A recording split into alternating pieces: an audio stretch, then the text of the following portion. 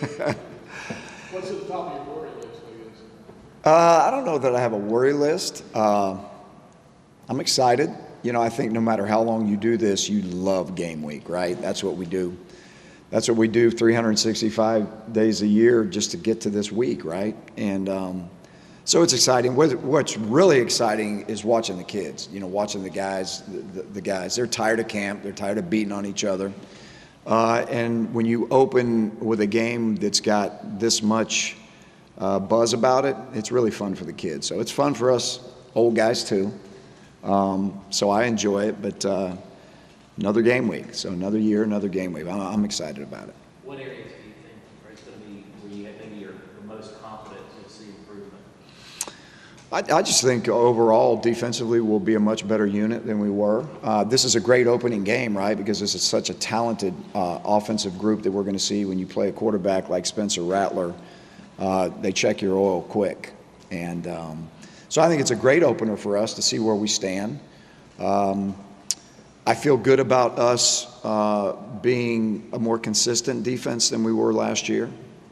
You know, obviously going in, everybody wants to limit the explosive plays, and you know, you have all the list of things that you set out to do, stop the run, all of those things. But in the end, we just have to be more consistent. You know, if you look at it last year, and we try to go back and look at last year, not to, you know, compare anything other than just learn from it, right? And one of the biggest takeaways is that we weren't as consistent as we needed to be. And so I think you're going to see a more consistent defense. And I think guys are more confident. I think that, you know, for the most part, there's a much better feel going through the second year, you know, for these guys in terms of comfort level. So I think that'll show up on game day. Gene, Matt was in here not too long ago talking about Bo Atkinson and Jacoby Collin, saying those are guys, some of the young guys that are going to play this season.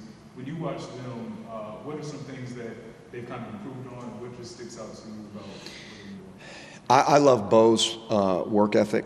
I think that he's always had that. He's put on weight. He's gotten so strong in the weight room. But now you kind of take that, you know, the physical part of this, and now you're starting to have a guy that football IQ-wise is starting to really learn how to play at the college level, right? How do you rush the passer? How do you read sets of an offensive tackle? He's starting to become better at his trade in that way, right? Just understanding not only where he fits in the defense, but, you know, how to win one-on-one battles. I think that was the thing that stood out to me the most with him, was that he had a very productive fall camp, and you could see noticeable improvement in his craft. You know, when he was running a stunt, or when he was pass rushing, or all of the things that the position that he plays requires, I saw a guy grow. And so, you know, he's a young guy that we think has great potential, but in camp, I think he showed some really good flashes of that. And then Jacoby Collin did the same thing. He really came on. You know, he's a big body guy, and we've like stressed over and over to him the importance of him becoming a more physical football player. And Jacoby showed, you know, some signs of that as well. So we're trying to build depth all around the defensive line, as you know. And those two, I think they both of them really had a good camp. How is DJ Jones right now after having a whole month at Star? You talked about a couple weeks ago, safety in spring, now Star. Is he kind of ready to take on a load Saturday night? I'm really proud of him because making a transition in college from an offensive player to a defensive player is a huge undertaking. And I think, number one, he's handled the challenge like a champ. He has been so, first of all, he's just a hard worker, and he loves football. So he just wants to get on the field. And making the transition to safety, and then all of a sudden making the transition to nickel or star, and then having the possibility of having to play both, it requires a lot of studying. It requires a lot of watching film. There's a lot of moving parts to those, and he has really handled it like a champ, and I'm really excited that he is with us. He's a guy that you're going to see play Saturday night, and he gives us flexibility, if you will, with being able to do both. So it'll be interesting to see him play. He's played in games as an offensive player, so it won't be bigger than life for him. But now we get to see him as a defensive player. But really proud of him. Thought he's really come along in terms of his progression and his learning and his production, really. So first game under the lights on the defensive side ought to be fun to watch him. One other thing on him, hitting as a defensive player as opposed to being hit as a running back, how has he adapted to that? You've had some scrimmages this month, so where is he as far as that? Yes. Hit versus being hit is definitely different. I think he likes the second one better. The hitting, I should say, right? I think he's done well. You know, you still have limited opportunities in fall camp to truly tackle live, right? And we feel like we've been very judicious on how much we do it and how much we don't do it. So we've done it enough to feel like we have confidence in him as a tackler. We'll know more when things are live and the lights come on, but I've got no reservation at all about him being able to tackle, being able to cover, being able to adjust, because you got to remember right now, the entire night will be an adjustment because we're not really sure what we're going to see. And he's a guy that's really smart and he's very cerebral. He understands football, and so, but we're very comfortable with whatever they do, that he's going to be able to adjust to it, and at two different positions, which is very valuable to us. Gene, staying on the secondary, you know, Elijah Huzzy obviously has been a really impressive dude since he got here in the spring. Obviously, it's caught you guys' attention in the spring. If you do have to, though, use him at nickel, does that take away from the type of player that he is as a corner? I mean, does that neutralize him in some of the good things that he's done if you do have to play him at nickel? Yeah, I feel like Elijah is one of those guys that no matter where you put him, he will be productive, because the first thing you really, really want to go out and recruit is guys at every position, but particularly back there in the secondary, you want to recruit guys with instincts, because we can all put them in positions to make plays, but the guys with true instincts sometimes just feel things and react to things and anticipate things better than others. And he is one of those guys. So whether you play him at corner, which we plan on doing, whether he plays a little bit of star, we feel like wherever we put him, he's a productive guy. So, and he's smart and he understands football, which is always helpful in terms of the flexibility, but he's just a football player all the way around. So we have been very impressed with him up to this point, and I'm looking forward to seeing him play. But he's had a really productive spring and a really productive fall camp, and it's his time, so he'll be excited. Gene, you've talked about trying to shore up things on the back end. Matt just talked about the better and increased communication amongst the coaching staff, Charlton and Jason, kind of having that camaraderie, familiarity with them being at Indiana together. Is how different, from your perspective, has that been for you working with them this offseason? It's been really good, and you know, we interviewed a lot of guys for Jason's position. He didn't get that position because him and Charlton had worked together before. That certainly did not hurt. We hired Jason Jones because he was the best guy for the job. And the cherry on top was that him and Charlton had worked together previously. I think it's been a very seamless transition. I think Jason Jones has done a fantastic job with our corners. I couldn't be happier with him. When you look at the production, we're getting our hands on balls, whether it's for interceptions or pass breakups, probably more so than we have since I've been here.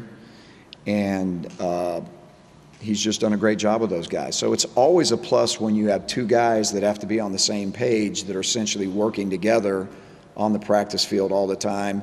We all obviously work together in the meeting room, but these are two guys that speak the same language. Nothing's foreign to Jason because he's heard a lot of this before, and it's been a really smooth transition. So I'm really happy with it, and I think that just as a general rule, those guys are in lockstep. They're in sync for sure. Gene, when Matt was in here earlier, he was singing the praises of second grade. Of who? Second grade. Yes. For obvious reasons. Yes. What do you see as his potential this year? What heights he can reach, coming back? Matt said he was aiming trying to get first round pick and have all that kind of. What do you see him being able to attain this year? It was really interesting. When he decided to come back, I never had this conversation with him, but probably about a month ago, I sat down with him and I said, "Why are you back?" I did. That's what I asked him. It was just me and him. I said, "Why are you back?" And he just said, unfinished business, coach. That, and he wants to graduate, but he just said unfinished business. He feels like he has more out there to grow. That's what you love about him, right? He could have came out and he could have made a lot of money. And it's very rare these days that guys that could have been drafted as high as he got drafted are going to come back. And so there's always a definitive reason for these guys as to why. And he feels like as a player, as a team, that we left some out there on the table, but for him particularly as a player. And he's one of those guys, he's the unequivocal leader, and he's one of those guys that brings it every single day. And I truly believe in my heart of hearts, you're going to see, as productive as he was last year, I think you're going to see a better football player. And I think the reps have accumulated. He feels very comfortable in the defense, and he just needs to stay healthy and play and have fun. How much easier does it make your job to have someone of his talent, sure, but also someone of his leadership, communication ability out there on the field? Yeah, what he brings to the locker room is amazing. He can coach guys on the field.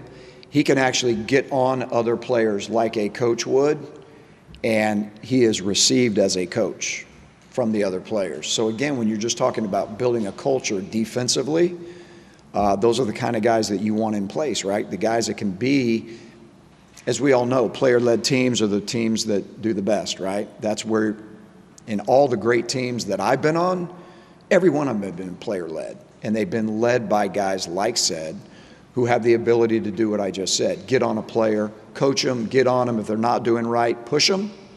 And he's got the ability to do that. So he's a culture builder. Gene, Matt mentioned with South Carolina also having a first-year offensive coordinator. For you guys defensively, what's the first quarter will be like? You guys kind of feeling out, trying to figure out what they're going to do. I guess what kind of approach do you take going into this first game? Well, you go into these games doing what you do, right? I think our biggest challenge and what we've been working on the most with South Carolina is giving every possible scenario that we can give. Meaning, we call a defense, let's give every possible adjustment, every possible scenario that could happen. There will be only a core amount of true plays that they'll run, and I'll use the run game as an example. Typically, teams will run 3, 4, maybe 5 plays at the most. Where the interesting part is that how they get to them and what formations they get to them out of. So that's where the feeling out process will go, right? So we try to implement a defense and take the defense through the schematic of every possibility that they can give you and then go to the next defense. And so that's what you have to do, and then you feel them out, and usually after the first quarter you get what you get, and the rest of the game will be that way. So that's kind of the approach we're using. Gene, how much of a difference maker can Tamari Fox be for you guys? Really proud of Tamari. I thought he had a really, really good camp, and I think he can be a difference maker. I think he can be a guy. I think he can be a force on the run. He's got the unique ability, because he's so strong, to be able to hold the point and anchor a point on defense, but he's also got the athletic ability where he can move as well. I thought his pass rush skills and his pass rush ability grew during fall camp. You got to remember, last year he didn't get a lot of reps, so he was catching up in the spring, and then I think he really took it to the next level in fall camp. So I expect a lot out of him. He expects a lot out of himself, but he's going to be he's going to play a huge role on our defensive line for sure. Gene, how often have you simulated this game that you had since the schedule came out? I try to pretty much take every day, one day at a time. Like I said earlier, these games are really exciting. And it was interesting. My first game as the defensive coordinator ever at UNC was against South Carolina. In the same game, 2015 maybe? Yeah, I think it was 2015. Time flies. But same game, same drill, and same place. And these games are fun, so I'm excited about it. I don't try to spend too much time on any opponent, until it's time. And so recently, yes, that's all I think about. But great opening game for everybody. Gene, what is the, sorry, Jim, what are the notes you make on Spencer Rattler as you study him?